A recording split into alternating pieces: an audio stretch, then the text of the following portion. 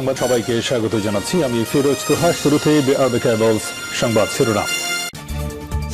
অবশেষে জানা গেল হাদিকে হত্যার আগে শুটার ফয়সালকে 2,41,00,000 টাকা কে দিল। সিআইডি তদন্তে বেরিয়ে আসলো চাঞ্চল্যকর তথ্য। রহস্য ফাঁস, চাপে বিএনপি। এরপর থাকছে যে কারণে এখন পর্যন্ত নিজেকে আড়ালে রেখেছেন ওসমান হাদির স্ত্রী। অনুসন্ধানে বের হয়ে আসলো চাঞ্চল্যকর তথ্য। অবশেষে খোঁজ মিলল ওসমান হাদির খুনির সেই নিরাপদ আস্তানার। অনুসন্ধানে বেরিয়ে আসলো নির্বাচন আটকানোর চাঞ্চল্যকর তথ্য। এবার বিএনপিকে চাঁদাবাজের দল বললেন রুমিন ফারহানা। তারেক রহমানের ডাইরেক্ট অ্যাকশন। এতক্ষণ শুনছিলেন সংবাদ শিরোনাম, এখন থাকছে বিস্তারিত। বাংলাদেশের গণমাধ্যম জগতে এমন ঘটনা বিরল, খুবই কম ঘটে, যেখানে সাংবাদিকদের ক্যামেরা অসহায় হয়ে পড়ে, যেখানে শত চেষ্টা করেও একটা মুহূর্ত ধারণ করা যায় না। সারা দেশে যে খবরটি আলোড়ন তুলেছে সেটি হল শরীফ ওসমান হাদির মৃত্যু। কিন্তু এই মৃত্যুর সংবাদের পাশাপাশি আরেকটা বিষয় মানুষের মনে গভীর কৌতূহল জাগিয়ে তুলেছে। সেটি হল তার স্ত্রীর পরিচয়। কে এই রহস্যময় নারী, যাকে আজ পর্যন্ত কেউ দেখেনি? কেন তিনি এত আড়ালে থাকেন? স্বামীর মৃত্যুর পরেও কেন তিনি জনসম্মুখে আসেননি? এই প্রশ্নগুলোর উত্তর খুঁজতে গিয়ে যা বেরিয়ে এসেছে সেটা সত্যি অবিশ্বাস্য। গত কয়েকদিন ধরে দেশের বিভিন্ন প্রান্তে মানুষ শরীফ ওসমান হাদির মৃত্যু সংবাদের নানা প্রতিক্রিয়া দেখিয়েছেন। কেউ শোকে মহীয়মান, কেউ বা স্বস্তির নিঃশ্বাস ফেলেছেন। কিন্তু সবার মনেই একটা প্রশ্ন ঘুরপাক খাওয়াচ্ছে, এত বড় একজন ব্যক্তিত্বের স্ত্রী কোথায়? তাকে কেন কোথাও দেখা যাচ্ছে না? সাধারণত এ ধরনের পরিস্থিতিতে পরিবারের সদস্যরা সামনে আসেন, মিডিয়ার মুখোমুখি হন, কিন্তু এখানে দৃশ্যপট সম্পূর্ণ ভিন্ন। যেন এক অদৃশ্য মানুষের কথাই বলা হচ্ছে, যেন তার কোনো অস্তিত্বই নেই। এই রহস্য ভেদ করতে গিয়ে সাংবাদিকরা যা জানতে পারলেন তা এক অনন্য গল্পের জন্ম দিল। হাসপাতালের মর্গে সেদিন ভোর থেকেই জমায়েত শুরু হয়। সাংবাদিক, ক্যামেরাম্যান, সাধারণ মানুষ সবাই অপেক্ষায়। কখন আসবেন পরিবারের সদস্যরা? কখন দেখা যাবে সে রহস্যময় স্ত্রীকে, যাকে এতদিন কেউ দেখেনি? ঘণ্টার পর ঘণ্টা কেটে যাচ্ছিল। ক্যামেরা লেন্স প্রস্তুত, সবাই সতর্ক। একটা গাড়ি এলেই ক্লিক ক্লিক শব্দ শুরু হয়ে যায়। কিন্তু সেই মুহূর্তটি কখনো আসে না যখন সেই মুখ দেখা যাবে। সকাল ৯টার দিকে হঠাৎ একটা গাড়ি এসে থামল হাসপাতালের গেটে। সঙ্গে সঙ্গে পরিবেশ বদলে গেল হাসপাতালের।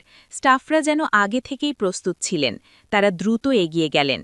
সাথে ছিল বিশাল আকারের 2টা চলমান পর্দা। এই পর্দা দেখে সবাই বুঝল যে এবার কিছু একটা ঘটতে যাচ্ছে। গাড়ির দরজা খোলার আগেই সেই পর্দা দিয়ে গাড়িটিকে সম্পূর্ণভাবে ঘিরে ফেলা হলো।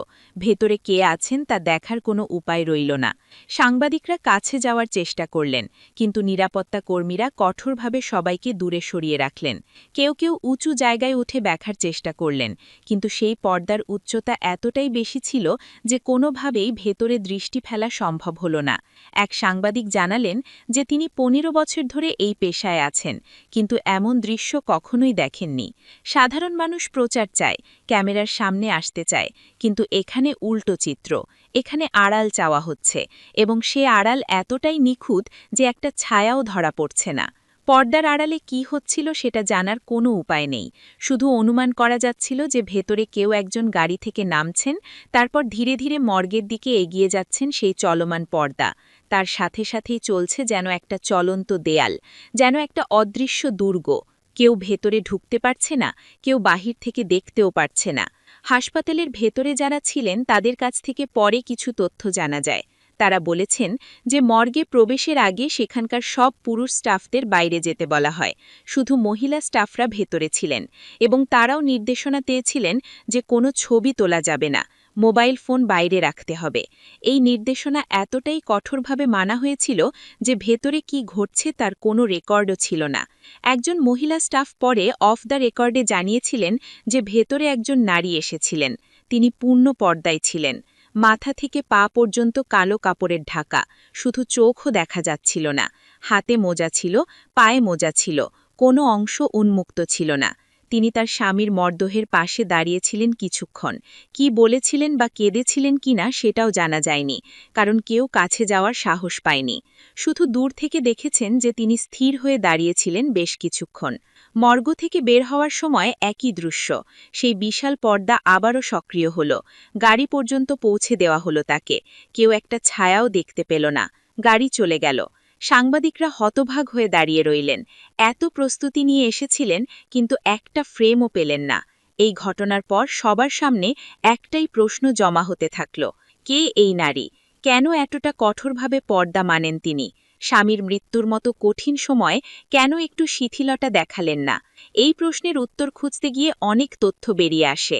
জানা যায় যে শরীফ ওসমান হাদি ২০২০ সালে বিয়ে করেছিলেন। তার স্ত্রীর নাম রাবেয়া শম্পা। তিনি অবসরপ্রাপ্ত পুলিশ সুবেদার সুলতান আহমেদের কন্যা। বিয়ের পর থেকেই তিনি সম্পূর্ণ আড়ালে ছিলেন। ওসমান হাদির মতো এত পরিচিত মানুষের স্ত্রী হয়েও তাকে কেউ কখনো দেখেনি। কোনো অনুষ্ঠানে তাকে দেখা যায়নি। কোনো সামাজিক মাধ্যমে তার কোনো ছবি নেই। পরিবারের বাইরে কেউই তার মুখ চেনে না। ২০২৪ সালের ২১শে ফেব্রুয়ারি তাদের ঘরে একটি পুত্র সন্তান জন্ম নেয়। সেই সময়ও তিনি সম্পূর্ণ আড়ালে ছিলেন। হাসপাতালে যাওয়া আসার সময় একই ধরনের ব্যবস্থা নেওয়া হয়েছিল। কেউ তাকে দেখতে পারেনি। শুধু জানা গেছে যে একটি ছেলে হয়েছে। মা ও শিশু উভয়ে সুস্থ আছেন। যারাই পরিবারের কাছের মানুষ, তারা জানিয়েছেন যে রাবেয়া সাম্পা অত্যন্ত ধার্মিক একজন নারী। ইসলামের পর্দার বিধান তিনি অক্ষরে অক্ষরে মেনে চলেন। তার মতে পর্দা শুধু কাপড়ের বিষয় নয়, এটা একটা জীবন দর্শন, একটা বিশ্বাসের প্রতিফলন। এই বিশ্বাস থেকে তিনি কোনো অবস্থাতেই সরে আসতে একদমই রাজি না। স্বামীর জিহ্বার দশায় যখন তিনি বিভিন্ন অনুষ্ঠানে যোগ দিতেন, তখনও স্ত্রীকে সাথে নিতেন না। অনেকেই এটা নিয়ে কৌতূহলী হতেন, জিজ্ঞেস করতেন কেন আসছেন না। উত্তর পেতেন যে তিনি পর্দানিশীন, তিনি বাইরে বের হন না। এর উত্তরে কেউ সন্তুষ্ট হতেন, কেউ বিস্মিত হতেন, কিন্তু কেউই তাকে কখনোই দেখার সুযোগ পাননি। ওসমান হাদির মৃত্যুতে যখন দেশজুড়ে তোলপাড় শুরু হলো, তখন অনেকেই ভাবলেন এবার তো স্ত্রীকে সামনে আসতে হবে, মিডিয়ার সামনে কথা বলবেন, কিন্তু তিনি আসেননি। সাবেক প্রধানমন্ত্রী শেখ হাসিনাকে ফেরত প্রসঙ্গে ভারত সরকার যুক্তরাষ্ট্রের ইঙ্গিতের অপেক্ষায় রয়েছে বলে মন্তব্য করেছেন সিপিআইএমের পশ্চিমবঙ্গ রাজ্য সম্পাদক মোহাম্মদ সালিম। সালিম বলেছেন, শেখ হাসিনা যাবেন কিংবা থাকবেন সেটা ভারত সরকার সিদ্ধান্ত নেবে। এ ব্যাপারে তারা এখনও কেন চুপ রয়েছে? আগে মোদি বাংলাদেশ নিয়ে কথা বলতেন, কিন্তু এখন বলছেন না, কেননা যুক্তরাষ্ট্র নিষেধ করেছে। আসলে হাসিনাকে বাংলাদেশে ফেরত দেওয়ার ব্যাপারে ভারত সরকার যুক্তরাষ্ট্রের সিগন্যালের অপেক্ষা করছে। সিপিআইএমের এ বক্তব্য নিয়ে রাজনৈতিক মহলে আলোচনা শুরু হয়েছে। তবে ভারত সরকারের পক্ষ থেকে এখন পর্যন্ত এ বিষয়ে কোনো প্রাতিষ্ঠানিক প্রতিক্রিয়া জানানো হয়নি।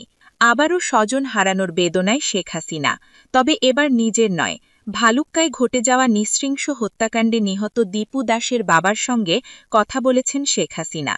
বিশ্লেষকের মতে, সংবেদনশীল ও আবেগঘন পরিস্থিতিতে থাকা পরিবারটির অসহায়ত্বের সুযোগ নিয়ে নিজের রাজনৈতিক এজেন্ডা বাস্তবায়নে মজেছেন শেখ হাসিনা। একটি ফেসবুক লাইভে তিনি কথা বলেন, যা শুনলে যে কোনো বিবেকবান মানুষের মনে ঘৃণা উদ্রেক হতে বাধ্য। সামাজিক যোগাযোগ মাধ্যমে ছড়িয়ে পড়া ভিডিও ক্লিপটি পর্যালোচনায় দেখা গেছে, কথোপকথনের সময় শোকাহত দীপু দাসের বাবাকে পাশ থেকে কেউ একজন নিচু স্বরে কথা শিখিয়ে দিচ্ছিলেন। দৃশ্যত কী বলতে হবে, কার নাম উল্লেখ করতে হবে, সে বিষয়ে তাকে নির্দেশনা দেওয়া হচ্ছিল।